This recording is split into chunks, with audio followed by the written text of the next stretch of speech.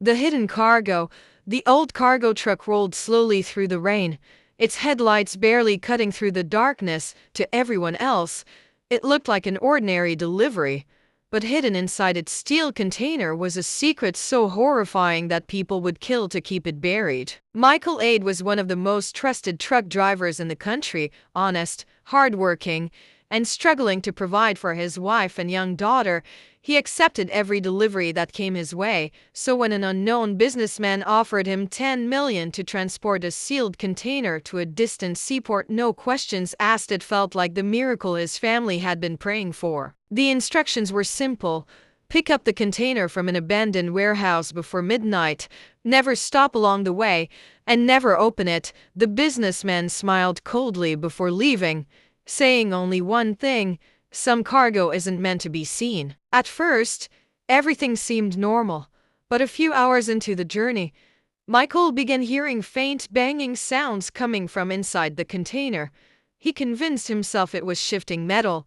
Then came the muffled cries for help.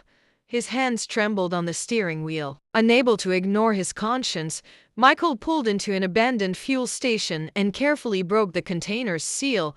What he saw froze him in place.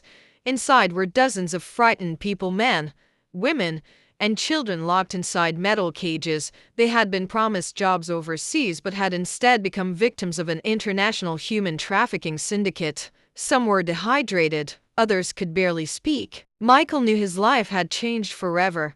Instead of continuing the delivery, he secretly contacted investigative journalist Ada Williams, who had spent years investigating missing persons. Together, they uncovered evidence linking powerful politicians, corrupt immigration officers, and wealthy businessmen to one of the largest trafficking networks in West Africa. Soon, the syndicate realized the cargo had disappeared.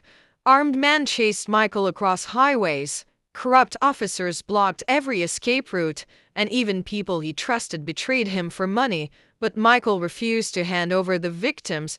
In a breathtaking final showdown at the seaport, Ada broadcast the syndicate's secret documents live while security forces stormed the docks. The traffickers were arrested.